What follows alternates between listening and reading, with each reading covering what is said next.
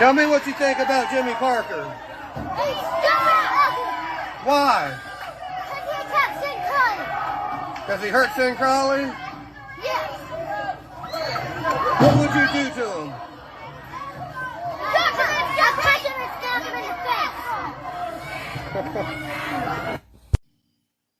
face. You know, I was brought up the right way by my father. He was brought up by guys like Wahoo McDaniels, Greg Valentine, Ivan Koloff. And you see, the first thing they teach you is when you go somewhere, you walk right up to the biggest, baddest dude's face, and you punch him in it. And Ray Kendrick, that's what I did. I got in the ring tonight, walked right up to you. You're the one who got out of the ring. So, you know, I'm not going to say when. Maybe Battlecade. Maybe 2014. Ray Kendrick, Jimmy Parker, I'm ready whenever you are. You know, Sin Crowley, I just can't quit thinking about the way you challenged me and the way you try to make it seem like a threat. I find that humorous. I find that laughable. Because when it comes to me, you are no threat. Absolutely none. I'll give you your props. You've been champion for quite some time, and that's good. That's good for you. But let's be honest. You were handed that belt. You didn't earn it. You were handed the belt. The company likes you. The fans like you. Everybody likes you. You're a joke. They handed you that belt. And you know, that doesn't sit well with me, because where I come from, there are no handouts. Where I come from, a man earns what he gets by the sweat of his brow, not by having his hand out. While we're being honest, I'm going to throw it out there because we both know it's true. If I was still around, you would have never became champion. If I didn't have to take time off for surgery, you wouldn't have become champion. I mean, let's ask yourself, since you've been champion, who have you beat? Who have you beat? Nobody. A bunch of damn old guys that should have never been allowed in the ring. A bunch of young boys that should still be buying tickets. A bunch of pretenders that don't take this business serious. A bunch of nobodies, bums, pretenders, jokes. So let me ask you, what are you going to do this Friday in Danville, Virginia? When you step in the ring with Jimmy Parker, a second-generation wrestler that's been around this business his whole life and takes this business more serious than anyone, what are you going to do then, Sin?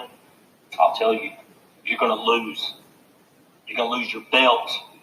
And not only are you going to lose, but you're going to find out what it feels like to be in the ring with somebody that is plain out better than you. But don't beat yourself up. I don't want you being too hard on yourself. Because you're not going to lose because of something you did or something you didn't do. Oh, no. You're simply going to lose because I was born better. There's no scenario where you walk out of Danville, Virginia Friday night as the Pure Pro champion. And now a quick word from our sponsor. Anchor. It's the easiest way to make a podcast. Let me explain. It's free. There's creation tools that allow you to record and edit your podcast right from your phone or computer. Anchor, it will distribute your podcast for you so it can be heard on Spotify, Apple Podcast, and many more. You can make money from your podcast with no minimum listenership. It's everything you need to make a podcast in one place. Download the free Anchor app or go to anchor.fm to get started. Do it to it.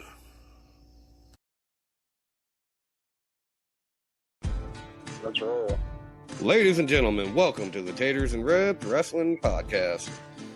With me, Charlie the Rebs, and Adrian the Tater. How you doing, Adrian? Yeah, I'm doing all right. We just got off the phone with a pretty badass heel, guy that's got a bright future, a guy named Jimmy Parker. What'd you think of that conversation? I dug it. I did too. I dug it. You know, I just kept quiet and let him do the talking because in the end, he's the star. Oh yeah. Yeah, we talked about everything from how he got started to some of his, a few rib stories, a few random questions here or there. Man, dude's I'll break it. Dude's a heel and good at it.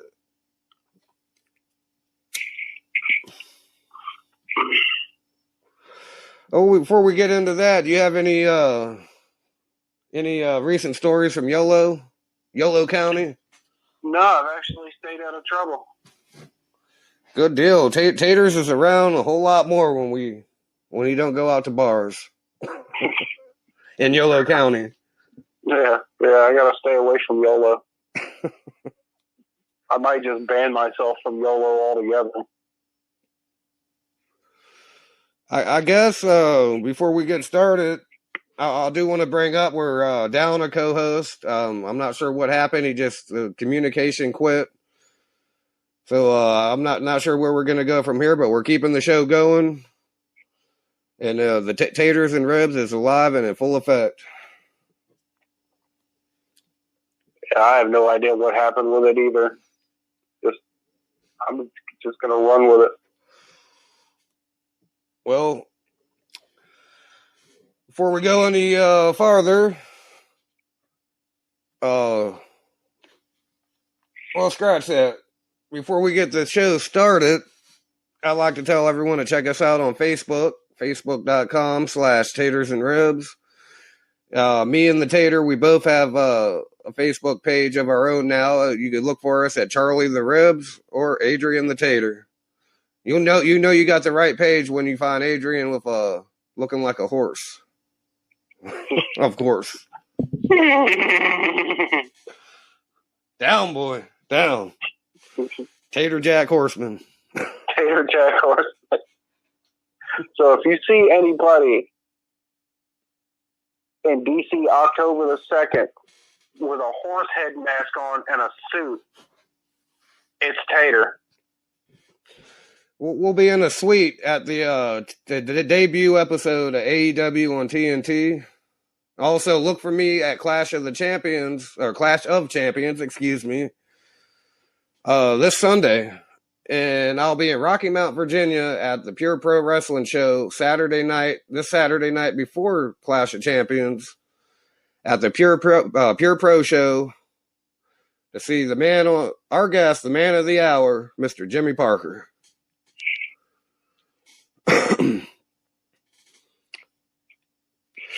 All right, Tater, you think we ought to get this Pardookie started?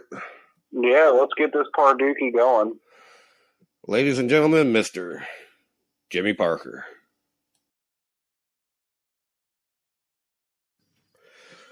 All right, and welcome to the Taters and Ribs Wrestling Podcast. Ladies and gentlemen, we have a special guest tonight, Mr. Jimmy Parker. How you doing, buddy? Good, man. Doing good. Good deal. Good deal. So we hear you're a second-generation wrestler. You want to tell us about how you got in the business and, what made you decide to want to do it? Yeah, sure. I guess all of my stuff kind of starts with my dad, Les Parker. He actually was wrestling right before I was born, so I've literally been around wrestling my whole life. He got into it late 80s, early 90s. He was from Rockingham, North Carolina, going towards the coast and everything. He started with a local group of guys down that way and kind of learned his basics and everything. And when it really took off for him, he was able to meet Ivan Koloff and Wahoo McDaniels, and they ended up taking a real liking to my dad and kind of took him under their wing. And there for a while, they were actually training guys together in Charlotte for a little bit of time. And so a couple times a week, my dad was driving all the way from Rockingham to Charlotte. And that was back, I don't know if you guys remember before, like all the major highways. So even the big 220 bypass was only like one lane through all those little towns. Right. And so he was making that drive all the way from Rockingham to Charlotte and back and still working all throughout the week and everything. And they ended up taking a really good liking to him. And then the real training kind of took off when they took him on the road with them. And, I always think about how lucky he was to not only get put with two former world champs, but also just, two great guys in and out of the ring, and just guys that knew the business and knew all kinds of, every single part that you could. He was so lucky to be around those guys. And then, like I said, the real training took off when they put him in a car and took him under the wing and took him on the road. It's always funny. I can always remember, like, being a little kid and, like, Wahoo McDaniel showing up at the house and on, like, a Wednesday and picking my dad up and taking him on the road till probably the next Monday or Tuesday. And because even back then, the independents were drawing big numbers and doing big money, so they would have a pretty good loop, every single week. And that was awesome growing up around those guys. I feel like a majority of my childhood there, probably 5 or 6 years, I feel like every single week I was watching my dad either wrestle Wahoo or tagging with Wahoo against Ivan and somebody else. So that was just awesome for him to be a part of that, but also awesome for me growing up and getting to see it. And when he got going pretty good, and then when there were still a few Southern territories left, I don't know if you guys remember, but there was a pretty good one called South Atlantic Wrestling, and they had TV and had a bunch of stars, and a lot of the guys that made it on the bigger shows come to there, like Tatanka. I remember Rob Van Dam, just all kinds of guys, especially a bunch of old school guys were there too. And my dad was working for them pretty regular. There was one of their light heavyweight champs, I want to believe. His name was Denny Brown. He was a pretty good wrestler and known pretty good. I remember my dad wrestling him on TV for, I think they went like a 30-minute Broadway or something like that. So that kind of helped put him on the map. And he was known really good on the South and Mid-Atlantic area. And anytime WWF was around in the South, my dad was usually working for them and would travel with them quite a bit and got good spots with them and stuff like that, and met a lot of great people. And so really, every part of me in wrestling kind of starts with my dad and kind of takes off from there. Man, just to grow up in that kind of setting, man, it's just outstanding, man. Yeah, a lot of people dream of that. Yeah, I wouldn't have known what to do if Wahoo McDaniel was showing up to my house every week as a child. It was pretty cool, man. And it's funny, like, I even have like baby pictures of Wahoo holding me and some of the other guys being around, but Wahoo and Ivan were the ones that really kind of took my dad under the wing.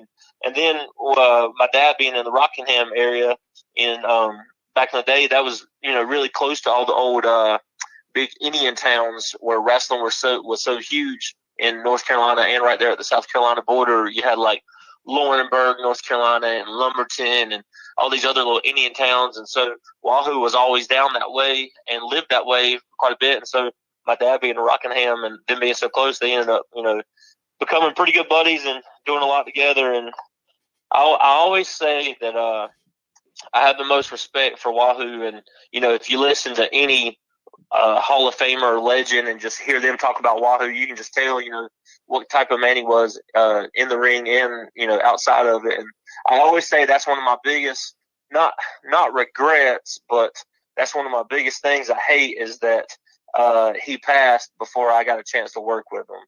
That's probably the main one that I really wish I could have, and at least once get in there and do a little bit with him.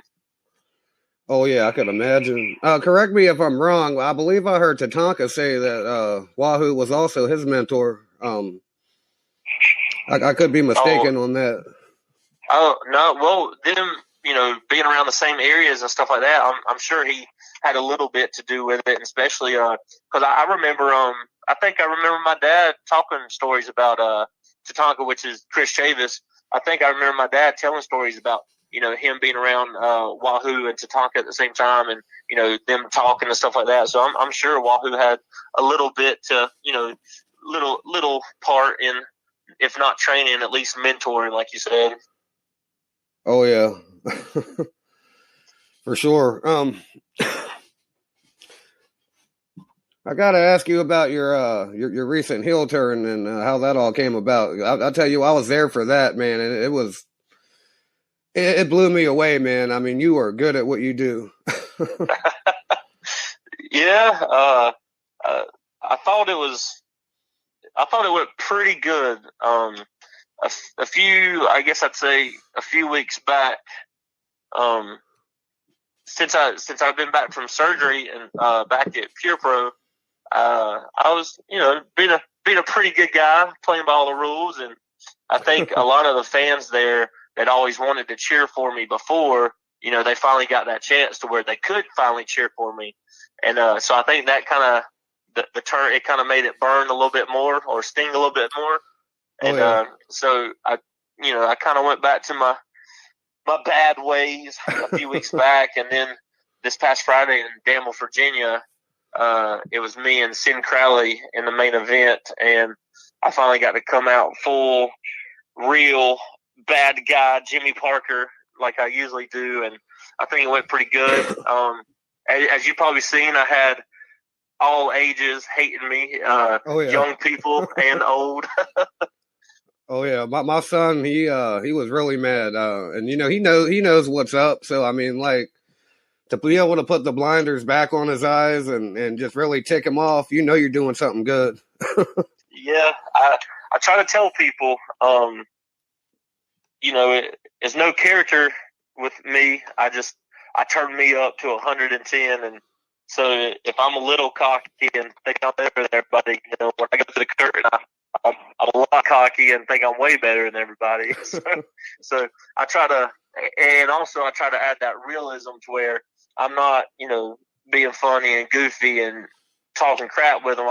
I'm getting in their face and letting them know that I'm better than them, and that if I have to, I'll put them down. Well, I got to tell you, man, you're I've been in and out of the indie scene, I guess, for the past decades. I haven't really kept up with it until probably this past 6 or 7 months, like I should. Mm-hmm. But I mean, what I've seen of you, you probably got the best promo skills I've seen almost out of anybody. I appreciate it, man. I really do. I have quite a few people tell me stuff like that, and again, I think it's because when I cut, a so-called promo, when I cut one of those, it's, it's not very gimmicky. It's not very over the top, although sometimes it can be over the top. It's just me saying what I think and feel, and I turn it up to 110 and put a little aggression behind it, and I add, like I said, I add that little bit of realism to it, to where I think it keeps a lot of people guessing, like, ooh, like, what's going to happen here? Like, something's going on there. So I feel like it goes pretty good most of the time. Oh yeah, like what you don't see, some people do, guys that aren't really good, they sit there and talk with a blank face. Man, you're 100% into it, facials, expressions, all of that. Yeah, I think it's because I believe what I'm saying, man. I think it makes it a lot easier when you have that to go on. Oh yeah, I'm sure growing up around it helped a lot too. Oh yeah, for sure. I tell people all the time that I'm so thankful for my upbringing and guys that I was, not only raised around, but once I decided to get into wrestling, my dad put me around some of the right people, and it helped a lot. Excuse me. I graduated high school in 2008, which I think surprises a bunch of people. I think I was 18 when I started, so I think where I've been around for such a pretty good while, a lot of people think I'm older, but I'm still in my 20s. Like, I'm 29 for a little bit longer, so I like to tell people, hey, I'm still a kid. Don't take my youth away from me. Right. But I graduated high school in 2008, and had some family stuff going on at that time, actually my entire senior year. And so I was trying to stay closer to home, and I had a few offers for college football and actually some college wrestling also. But I was trying to stay closer to home, and unfortunately the schools I was trying to stay closer to home that would have worked out really good for my family situation, they couldn't really help me as far as money. Right. So I wasn't able to do that. I had some bigger schools a little bit farther away that were going to be able to help me out, but like I said, not getting too much into it, I didn't want to be too far from home or away from family. But so once college ball once I could tell college ball wasn't going to work out, it was like right away I told Dad, I was like, well, instead of waiting, I want to go ahead and get into wrestling. And it was like right away he punched me in the mouth and he said, you sure? I was like, well, shit, I guess with that. So my dad is very old school in his psychology and training, and his way, which I consider the right way, he came up around some of the most respected guys ever. So, that's the way I look at him. But so in 2008, I decided to get into wrestling. And of course, my dad showed me and trained me and done stuff with me my whole life. But then he also wanted me to, he knew at that time, he couldn't, one, because of his schedule, but also just, being a little older, and not that he was old, but he wanted me to branch out. He didn't want it to be just him. He wanted me to get with guys and learn from different people and learn this and that. And I got really lucky. There was a few guys that were close around that my dad, we didn't have a ring at the time. And a lot of times my dad would actually contact a promoter for me if there was a show nearby, and he would volunteer me to set up the ring by myself that Friday. So when the boys got there Saturday, nobody had to touch anything. The ring was set up, the chairs were set up, and I'd done it all just so I could have a few hours of ring time and get to train with my dad and some other guys he would bring in. And so, that was part of my upbringing too, as far as just like I said, I would set up the ring, me and my dad, or sometimes by myself, the night before a show. Just as far so nobody the next day had to touch anything. But also I've done that just so I could get in the ring and bump around a little bit. And it really helped me a lot when my dad got up with a lot of people know him, nationwide, and his name is Ken Spence. He is a former NWA worker, and he was in wrestling when it was crazy and hard to get into, and you had to drive everywhere, and you drive across country for a few bucks and try to make it last. And Ken Spence is being credited to help training a bunch of people that have been with major companies, and my dad knew Ken when he was wrestling full time. So Ken had training school going on, and so we got up with those guys, and I was lucky enough at that time, even though Ken was older, he was still getting in there and showing stuff. And his head trainer, his name is Philip Brown, and wrestled for years as the Lumbee Warrior. And he's known really well around the Mid-Atlantic area. And you couldn't ask for a better guy. And he was like in his prime. And so with Ken and his head trainer, like it just really caught on, like having that traditional in-school style training too. So I had a whole bunch of stuff from my dad, but also getting into school with those guys, them showing me stuff. It was great. And I think I always tell people, they always ask about, different people, I guess, especially like with my upbringing, different people have different speeds of when they catch on to stuff, or when they understand, or when they get moving better and this and that. And I think what it was is that, and Lumbee, my trainers, I think that they could tell that I was a little farther along than most. And so they kind of put me on like the fast track to where, they were catching me up fast, and to where I was already on the road and learning with them and this and that and doing this and that. And I think it just, kind of caught fire, and it was going good. And like I said, Lumbee and other guys there were in their prime at the time, to where they were working full time, so I could ride with them and learn on the road and get matches and do this and do that. And my dad was with me the whole time. And my dad, again, being a good veteran and knowing the business, he done what many people done back in the day, and he started me out tagging with him. We tagged probably my first 2 to 3 years in the business. And, that's such a good thing for someone starting out, and someone, even though somebody that knows a pretty good amount, if they're green in front of a crowd, it's really good to start off in a tag team, because if things get a little crazy in there, you can always tag out and let the vet take over. But also, while you're on the apron, you get to watch and learn so much. So, like I said, true veteran that my dad was, he started me out tagging. And so that helped, tremendously. And like I said, getting with Ken and Lumbee, and that just helped me like crazy. And like I said, it all started in 2008 and then kind of took off from there. Man, that's awesome. Yeah, wrestling in front of a crowd is a whole different ball game. I don't have a lot of experience. A guy Jimmy Love, he started training me a little bit in 2010. And unfortunately, a whole bunch of crazy family stuff happened, and we moved away way too far to, like 5-6 hours away. And I just couldn't make the drive, and there was no local wrestling up there. And now I'm just overcome with injury, so I'm doing this. So that's pretty much us. But yeah, man, Jimmy's been a friend of me, for a better part of a decade now. And I ain't got nothing but praise for Pure Pro, and now we're talking to guys like Julian Strauss, and I think it's RWA.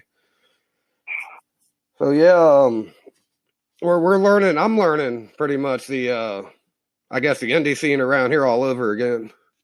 Yeah. Yeah. I tell you what, man, probably the last handful of years in total foreseeable future, the Carolinas, especially the Mid-Atlantic, especially the North Carolina area, I feel like it's a really good spot right now. I feel like it's been good for years. Oh, yeah. And now with social media and more streaming networks, and where people can kind of put their stuff out there a little bit better, I think the Carolinas now has a spotlight on it to where people can finally see, like, and what I love about North Carolina right now is that I feel that we have a little bit of everything. We have some of the most, crazy, entertaining, like most imaginative, high flyer type guys. But we also still have some big old school guys.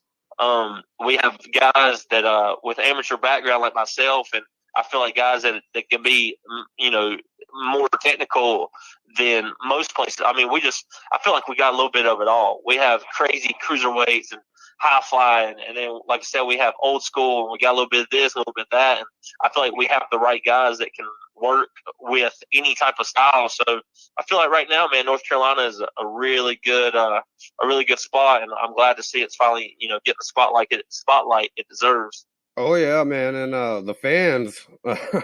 I got to give credit to the fans because, man, you go to each show and you see the same people there, and there's more and more people at each show that I've noticed. But there's more than a handful of the same people that follow the shows around, man. It's just amazing. Oh yeah, I'll be honest, man. I think I started with Pure Pro probably. Let's see. Probably like, I don't know, probably 2012, 2013. I started kind of going up, and then the more I was there, the more regular I got. I tell you, man, I've seen some of the same loyal fans the whole time there. And then I've seen a bunch of new faces, and not just Pure Pro, but at a lot of other places too, but especially at Pure Pro. I mean, there are fans that travel. Like, I'll see a fan at a show on a Friday, and then the next Saturday we might be a few hours away, and they're at that one. It's like I see the same ones every week, every month. I mean, to me, that's awesome. That's saying something that, people say what they want to about this or that or this person, that person. But, like, if you have loyal fans, like, something's hooking them. You know what I mean? Like, they want to keep spending hard-earned money, especially in today's world where it's hard to come by money and, you got to earn it. They want to keep spending that money every single week, every single month if, something there wasn't hooking them. Me being me, of course, I believe it's me that's hooking them. Well, I'll tell you what, man, you do get the crowd into it. Yeah, I never said they paid to see me. I feel like most of the time they probably pay to see me get beat up. Well, I'll tell you, man, when you tried to put that referee shirt on, it was just too small for you. That was gone. Oh, yeah. I already made up my mind. I was just going to put it around the neck.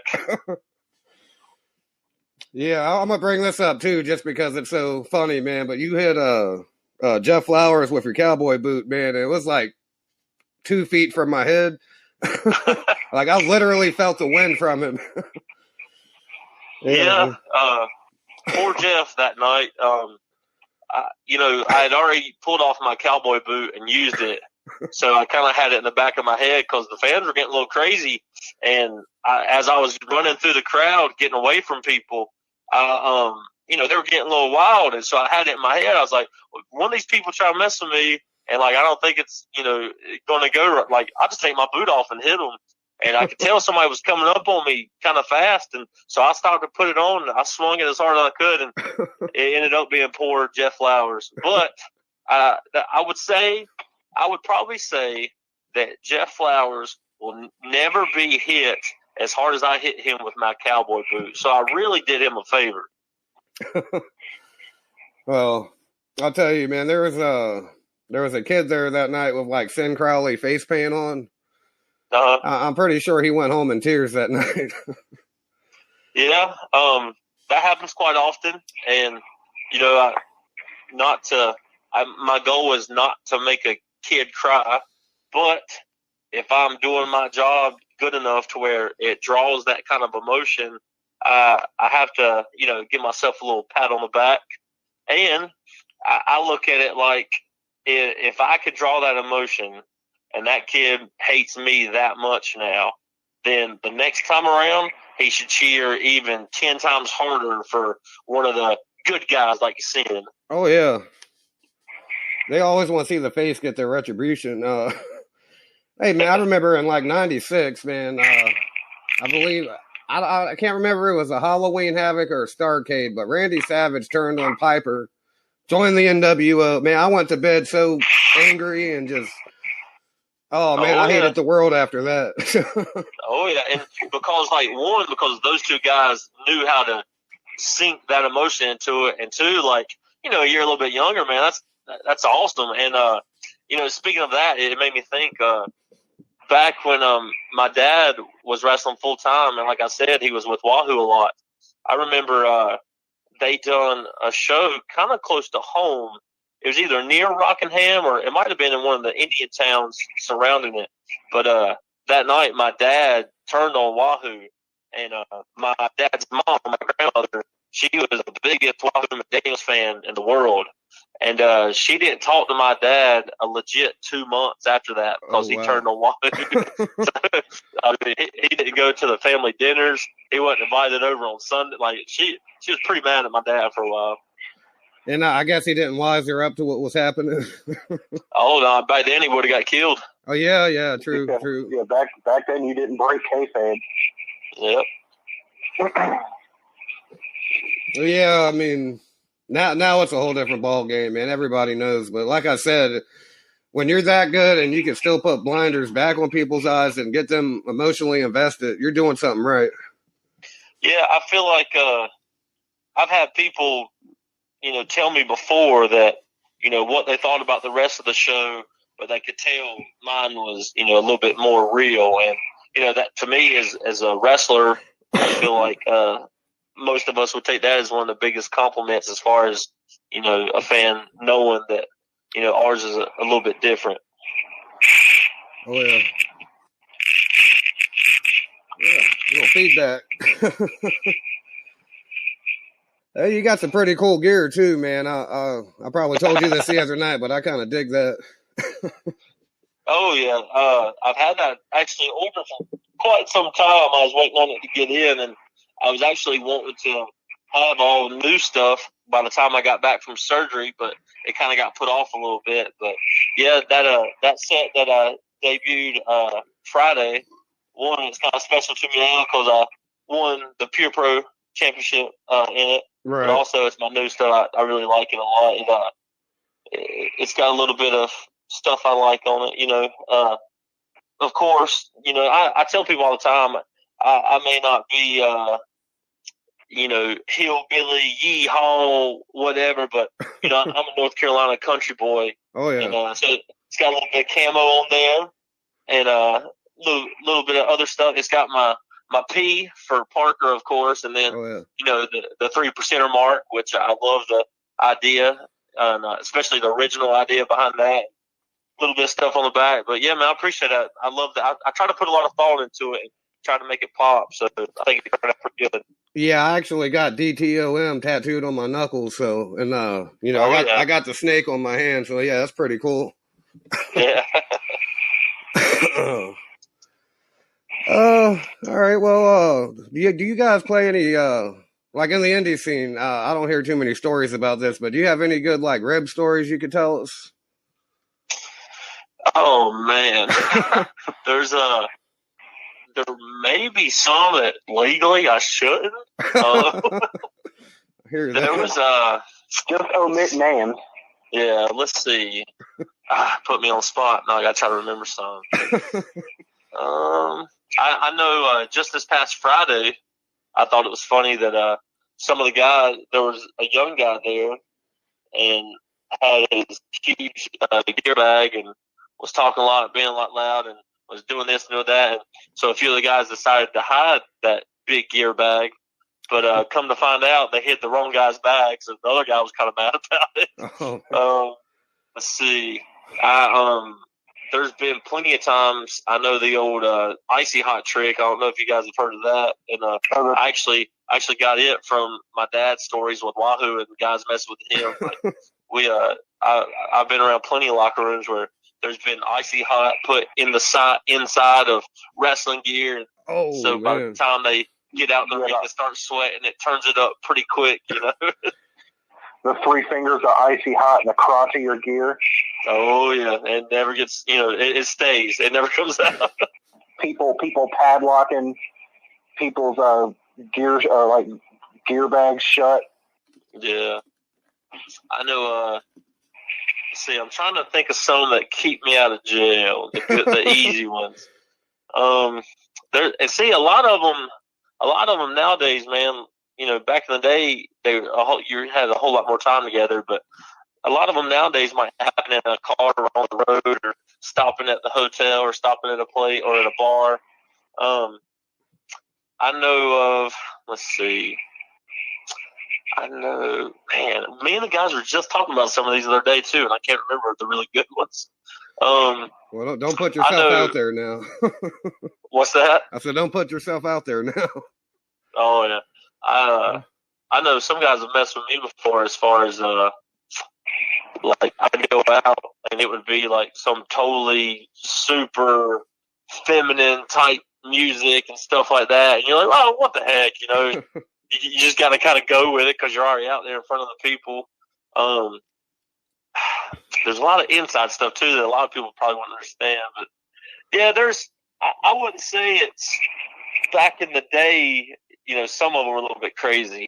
But I would say now that, you know, there's definitely some ribs and pranks, but nothing harmful. I wouldn't say that, you know, guys are, you know, some guys shouldn't take offense to it, I guess I'd say. But Right. now, I have seen a guy, I don't know if you guys know about the spray. It's called Hot Stuff. And you spray it on your body, and it gives you a little bit of color, but it also heats your body up, so it loosens your muscles up. And but whenever that stuff will touch, it will, you know, it will turn red. And I did see one night a guy was asked another guy to get his back for him, and he was like, "Yeah, sure, buddy." And the way he done it was definitely. You're listening to the Taters and Ribs Show. And so when the guy went out there, it was bright red on his back. So that turned out pretty good. Oh, That was a man. good prank. Were there any Mr. Fuji level ribs? Not that I have been around. Like nobody feeding somebody their dog or taking the engine block out of somebody's vehicle? No, we let's see. I know that I've been in a car when the driver has gotten out, and then we knocked it in neutral, so it would start rolling away, and they'd have to run and jump in. But then I always felt really stupid doing that because, oh man, what if he couldn't catch up and we got in a wreck? Yeah. But no, we like I said, today it's not as crazy. But listen, well, let's. I guess I could talk about this one, but I cannot use names at all. But it was probably last year sometime, and turns out that and it was kind of like a bar show. So there's really, you know, no rules. We could kind of cross the line, do a little bit of stuff. And but there happened to be a guy there that was totally freaked out by, let's say, toys that certain people would use in the bedroom. Oh. And he was talking about it a few months before, just said that stuff freaked him out and this and that. You know, he was kind of older and, you know, closed-minded and stuff like that, which is cool, whatever. Oh, yeah. Well, some guys found out that they were going to be wrestling him, and so they ordered a toy probably like 2 to 3 foot long, and they hid it. They hid it inside of something so he couldn't see it. And then during the match, without him knowing, they pulled it out and started attacking him with it, and he just started flipping out. But it was nothing bad. Nobody got hurt. It was hilarious afterwards, but I think it freaked him out. It probably just gave him a little bit of a heart attack at first. Yeah, those are the fun ones, man. I wish I could have seen that one. Yeah, that was pretty good that night. Yeah, like people to this day still bring up the Mark Henry shit sandwich. I don't like to say it that way, but or somebody taking a shit in Jerry Lawler's crown. Yeah, I've heard of those. I like the Kurt Hennig, Mr. Perfect story, where they were at a party, and they were at a party, I think, at one of the Road Warriors. It was like a big Christmas party, and Road Warrior, I think it was Animal, said that he was potty training his son at the time, and said he went upstairs, son was potty training, and there was like a huge log just in this kid's potty. He was like, heck yeah, man, he's finally getting it. And come to find out, it was Kurt Hennig during the party. He went up there and took a crap in the kid's potty trainer or whatever. Oh, yeah, I heard he was one heck of a prankster. Him and Owen Hart, God rest his soul. Owen Hart with the shaving cream. Oh, yeah. Well, what got me, I love the stories about some of Owen's ribs because he was so committed. It was, I can't remember actually if Owen had done this or if Mr. Perfect done it to Owen, but I want to say it was Owen. Somebody had was in the locker room and just bought themselves like a really nice brand new Rolex.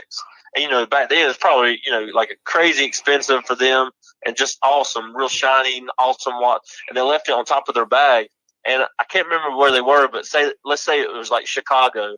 Well, once they got done wrestling, they got back and the Rolex was gone.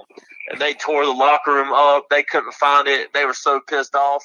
Well, then like a year from the day, they were back in Chicago.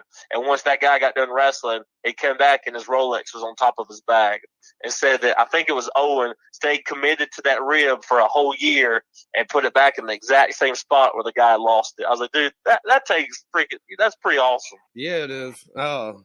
Yeah. Go ahead. Oh, yeah, a lot of ribs back then, from what I've heard stories about, took a lot of time to prepare, and it was just the build-up is what made it hilarious. Yeah, there's some really cool ones from back in the day, and then there's some that like you hear about, and it's like, man, that would be so illegal today, we would all be in jail. In jail or dead. Yeah, true. Back when I used to work construction, man, like we'd nail each other's nail bags up in a tree. We'd climb a ladder to do it, or someone would go on the porta-john. We'd back the truck up to the door. Wouldn't let them out. One time, I think we took a bunch of 2x4s and just started beating the porta-john while some dude was inside. Oh, yeah, we wouldn't do nothing. I've pretty much knocked them over before. Oh, yeah. Oh, man, but it's all in good fun, man. Yeah. As long as nobody dies. Yeah. They're getting shot at with a whole clip of nails. I haven't done that. Yeah, my uncle did that to me. It always makes me think of the boss from Happy Gilmore that had the nail stuck in his head. Oh, yeah.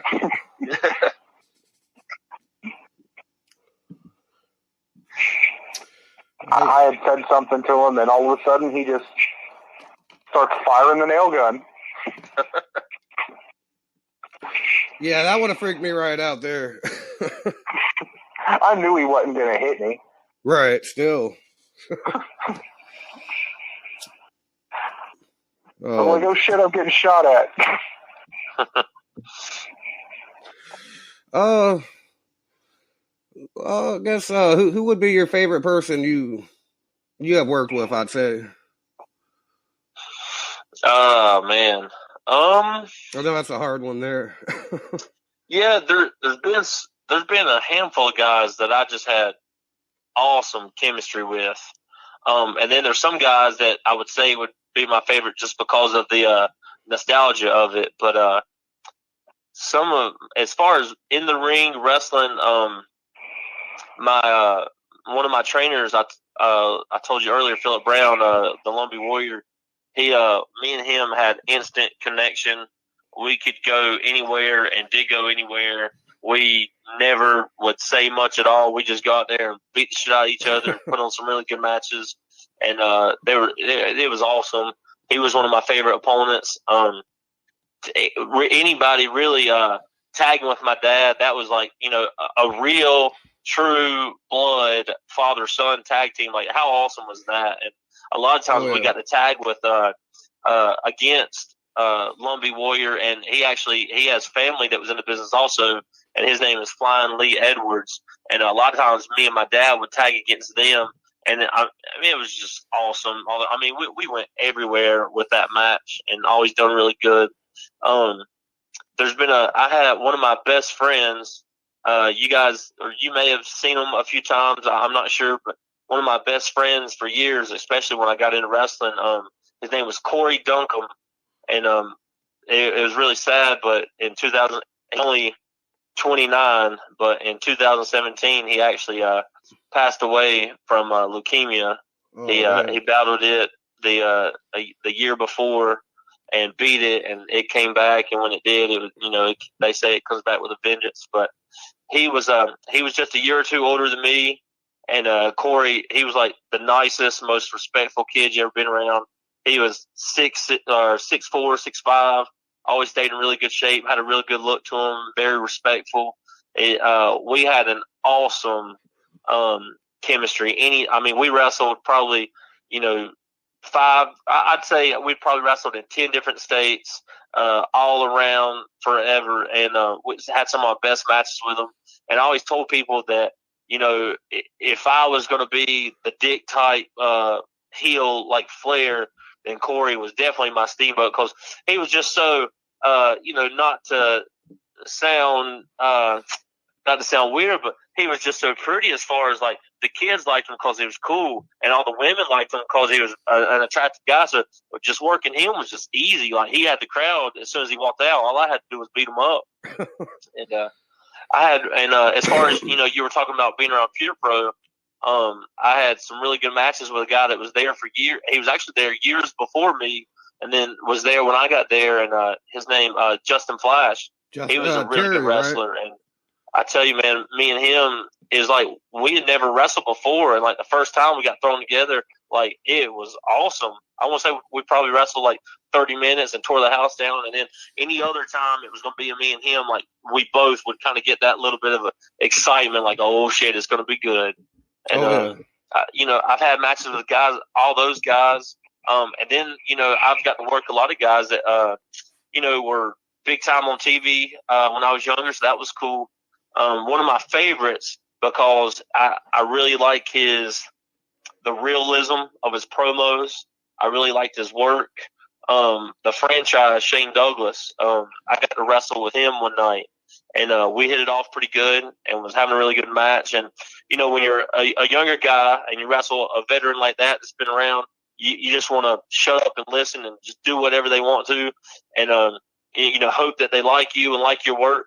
And it was probably just a few minutes into the match, I remember Shane pulling me in the corner saying, well, hell, kid, you're good. You take over. I'm just going to listen. And to me, that was like, wow, like, him like trusting me with that and trusting me with the match, and is, taking care of him and just doing like, to me, like, and like I said, I always liked him. So that was awesome. I've got to tag with the Barbarian. I've wrestled Ricky Morton, a couple of times. Trying to think, I got to when me and my partner, Mark James, had a pretty good tag team going. We were traveling big time, and we would go to Pittsburgh a lot, and we got to wrestle, get in the ring with a bunch of ECW guys. We wrestled Balls Mahoney, which is, he is passed now, so I'm kind of glad I got to do that. And God rest his soul. Yeah, and that night it was Balls Mahoney and Mikey Whipwreck, and Mikey was awesome. And I want to say we were one of Mikey's last matches that year, and then he retired, so that was cool. Just incredible. Tommy Dreamer was at, like, I've been around a bunch of great guys, and I've had some, like I said, some guys I really, I've had some real good matches with Ring of Honor, and just he's been around everywhere. Caprice Coleman. Me and Caprice Coleman's first match was when I was like still super young, and it done really good. And so every time after that, I'd see Caprice, and like if it was me and him, like we were both excited about it, and we done really good. And that was one of those that kind of put me out there. A lot of people got that video and everything and started, requesting me a little bit more. So I've wrestled with guys that, from the past, guys that are on TV now, and some young talent that'll probably be on TV soon. And so it's hard to say my favorite guys, but that the first few I listed, that'd probably be, some of my favorites. There's a guy that used to wrestle. I don't know if he's still with Pure Pro, but I haven't seen him there in a while. He also, I think it was 2011, we made a show. I took my kid for his birthday, and he turned heel on Jimmy Love back then, and I think I can't think of his name. He just returned Friday in Danville. Wizard, or you got the manager. Yeah. He was there, but the guy that turned, he went on to form a tag team, and I think they're pretty credible these days. Like I said, I've been out of the loop a little, but I'm talking about Lewis Moore, Mid-Atlantic Outlaws. Oh, yeah. That's probably one of my, up there with your heel turn right there. I mean, it made my boy cry. There was blood involved. That was in Pelham. But yeah, he scared my little boy to death with that heel turn. I mean, that was right in our face. But yeah, man, I've been following, like I said, Pure Pro for the better part of a decade. Just been in and out of the loop. I'm not able to make every show. Of course, I got 4 kids, and you know how the family life goes. Oh yeah, I got 3 crazies. Oh yeah. Yeah, and up my neck of the woods in Richmond, I really don't know any of the local promotions. Well, it's a good time to start learning them.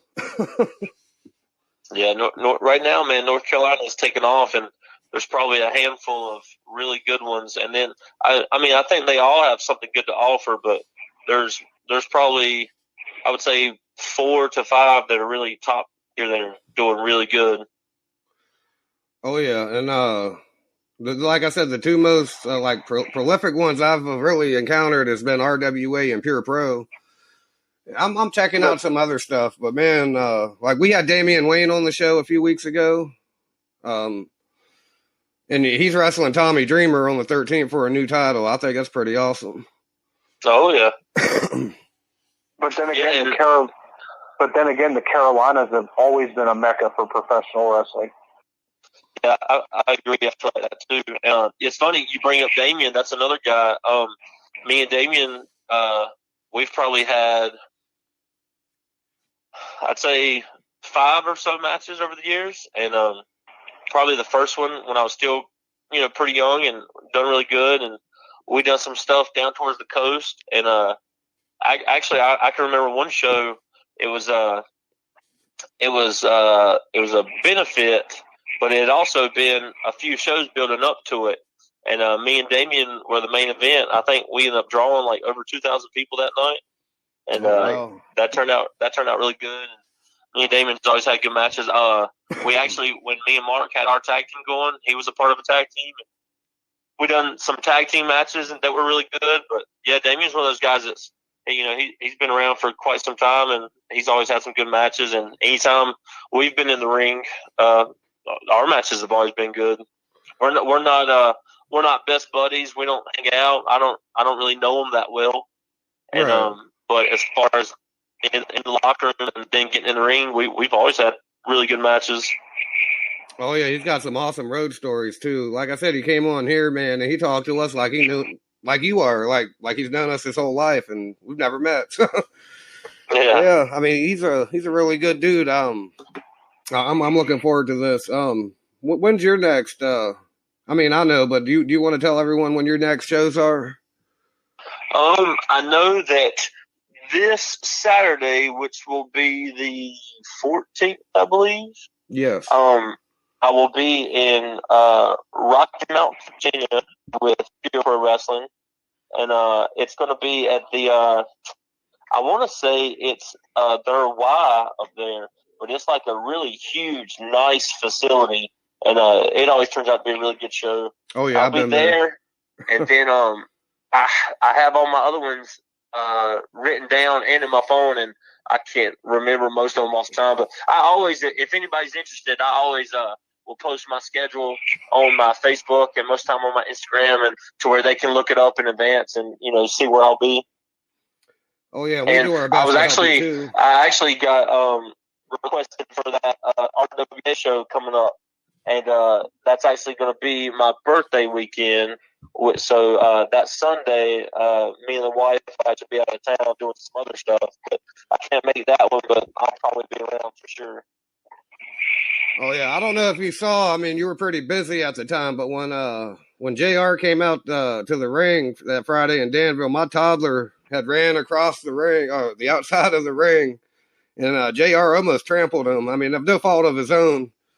And I'm sitting there chasing him, trying to get him out of the way. that was pretty interesting. You gotta be careful sometimes, man. It's a danger zone. Yeah, man, and kids they get away from you. I had 4 of them with me, and I was dealing with one, and the toddler just took off. And well, I guess he wants to be in the show. Yeah, not the so one much you were. Kids. Yeah. I'm sorry. Go ahead. No, you're good. I was gonna say not so much kids or anything like that, but which like you saw Fridays, some of the older adults getting a little heated and mad with me. A lot of people think that they want to come across that barricade and do a little talking close up, but I promise you, with certain guys, they do not want to be on that side of the barricade. And this ain't no big arena where there's security everywhere either. I mean, I'm pretty sure y'all got a little more leeway than, like, say, Madison Square Garden or the Verizon Center or whatnot. Yeah, we don't really have top flight security. No, but people are respectful. I mean, the crowd gets into it. There's some fingers and some screaming and some cussing, but I mean, that's at every wrestling show. Oh yeah, I love it. If it wasn't there, I don't know if I'd be there. Oh yeah. And people today, man, are getting so offended over the fans reacting, man. But like in the indie scene, I love it because the fans are really right there in it and really part of the show. Yeah, I've had people for years, man, tell me that they've been to some of the bigger shows and they've been to more independent shows, and they'll tell you sometimes, man, that they kind of prefer independent shows because they are right there, a part of it. And I feel like, not talking bad or anything like that at all, but I feel like at some of the bigger shows that a lot of times the guys kind of, don't work the crowd per se, kind of like we do. They'll kind of look and they'll do their thing and get all into it, but they're more worried about some other things. But as far as being closer and working the crowd, like I've had some people say that they prefer it, they love it because they are more part of the show. I'll attest to that. I went to a Monday Night Raw the last time it was in Greensboro, and I don't think it's been back since. It's been 2 or 3 years now. Had pretty cheap seats. Did not enjoy it. I was on the wrong side of the camera. I couldn't see anything. I couldn't even see the screen. I couldn't see the Titantron or whatever. I've had more fun at a Pure Pro show than I'll ever have at a Monday Night Raw. Well, I take that as a compliment, and like I said earlier, not saying anything about the big shows or anything bad at all, but it's just I've had people tell me before that they feel like they're a little bit more a part of it, and I think that's a reason that some of the stuff like NXT, I feel like that's why it gets over. It gets the rep so big that it does, is that they're a little bit more working the crowd, and the crowd's a little bit closer, kind of right there on it. Oh, yeah. I feel like that always, when you have that. When you're that close and you feel a part of it, there's that energy, yep. That you can just feel it, and that makes the whole thing go better, fans and performers.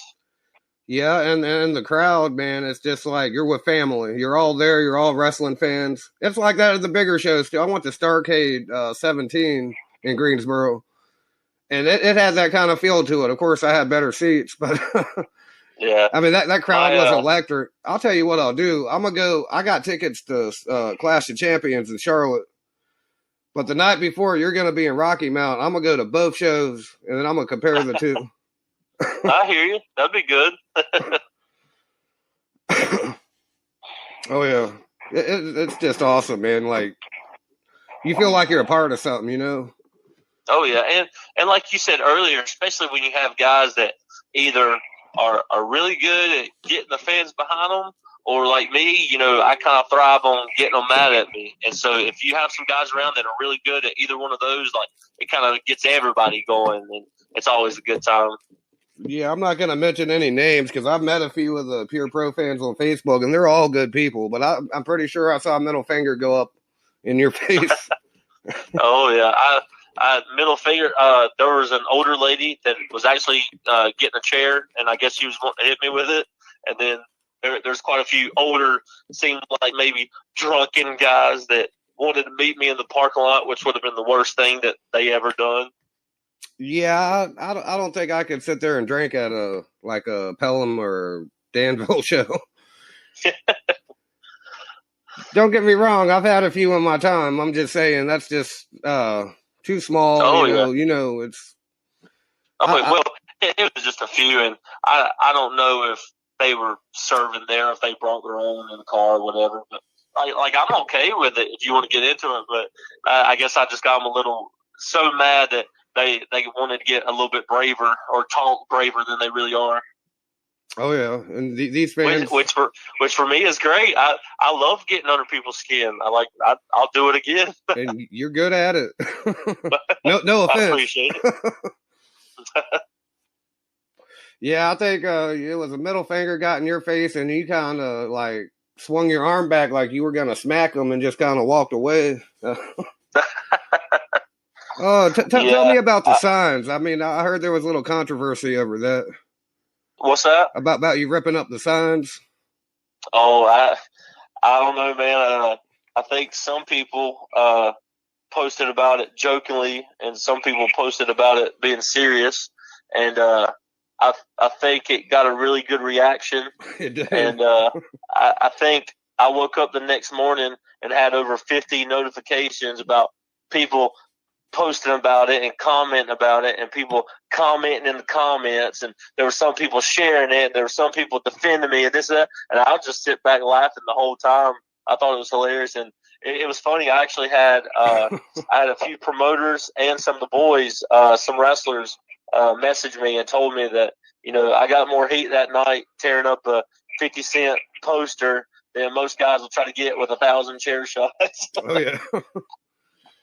But hey, man, them kids are gonna remember that the rest of their life, and one day they're gonna look back on that and cherish when that happened, because you know, it meant memories, man. And like I told you about Randy Savage earlier, man, that's something I'll never forget. And just the way I felt, I was so pissed, I was emotional and tears over it. Like, and he had been healed before. I should have seen it coming, but the way it happened, you know, it was just awesome.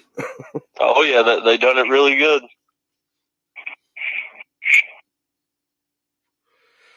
Oh man. Well, I don't want to keep you all night. Adrian, you have anything to add?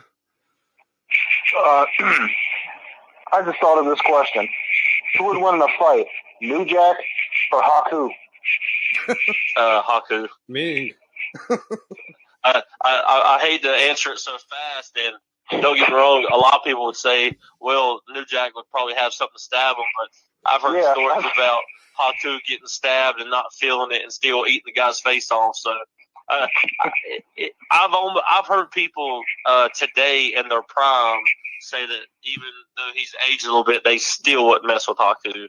And, you know, I know Jake Roberts has went on record to say that if he was in a tank, I was just getting ready to say.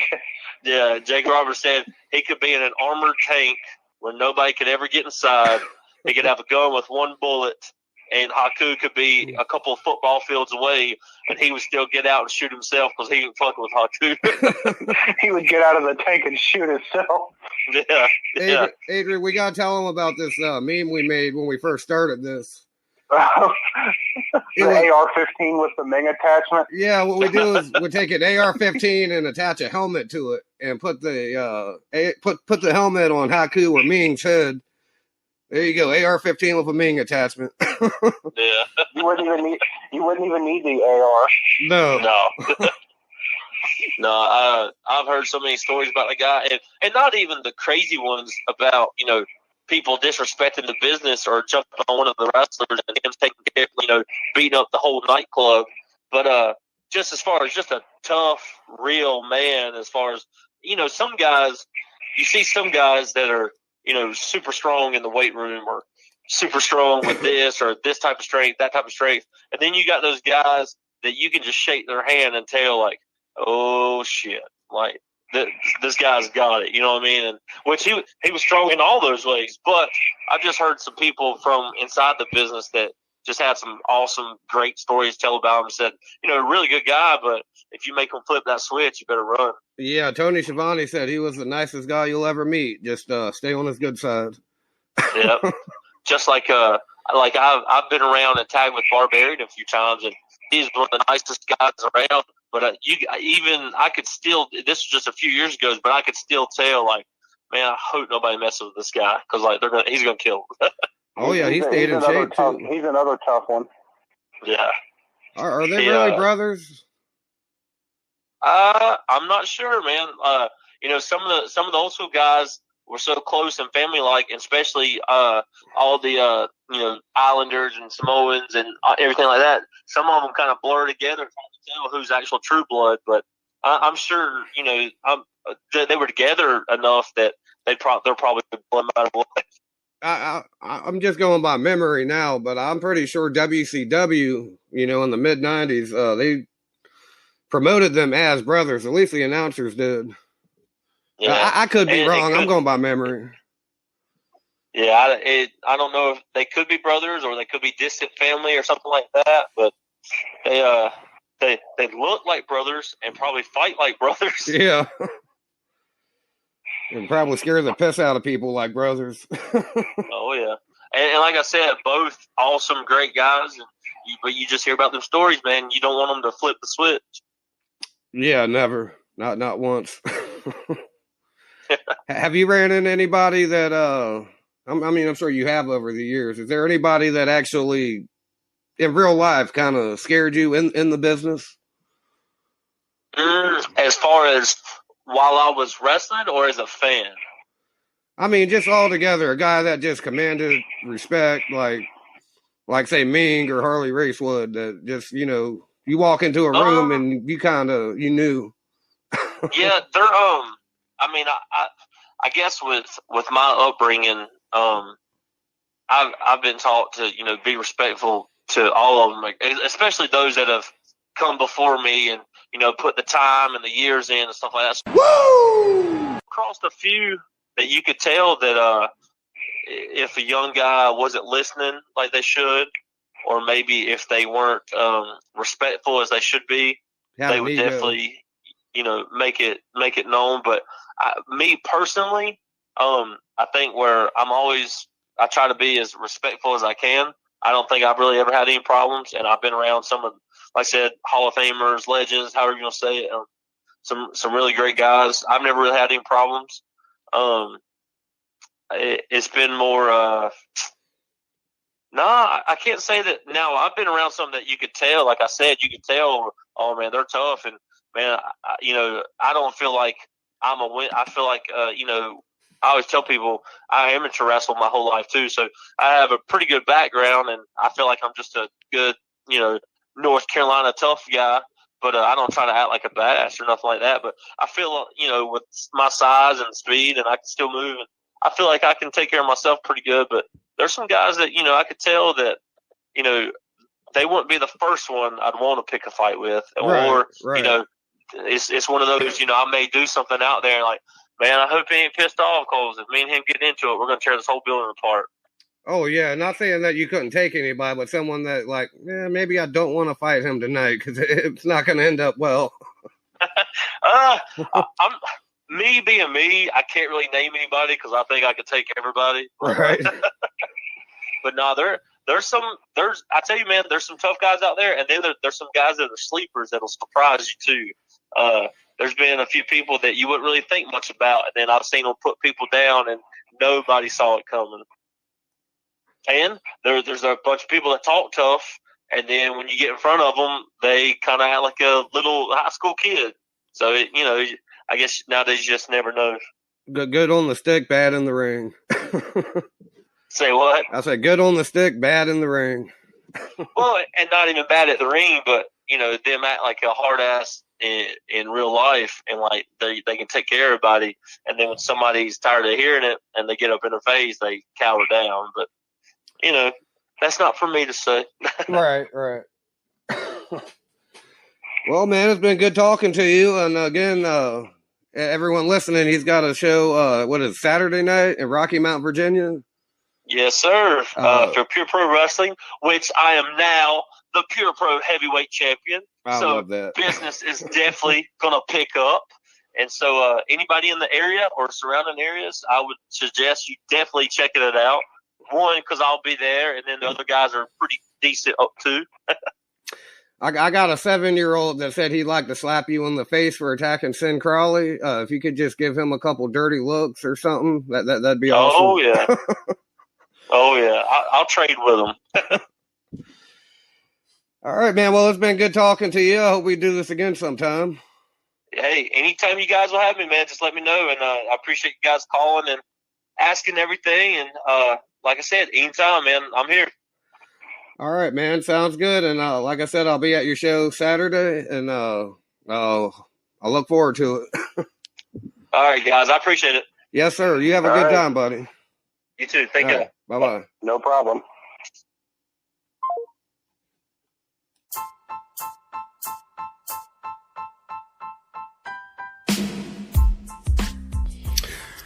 For more information about everything we do and for the latest wrestling news, rumors, gossip, and opinions, feel free to visit us at www.tatersandribs.com. That's www.taterzn, as the letter N, RIBZ.com. That's tatersandribs.com.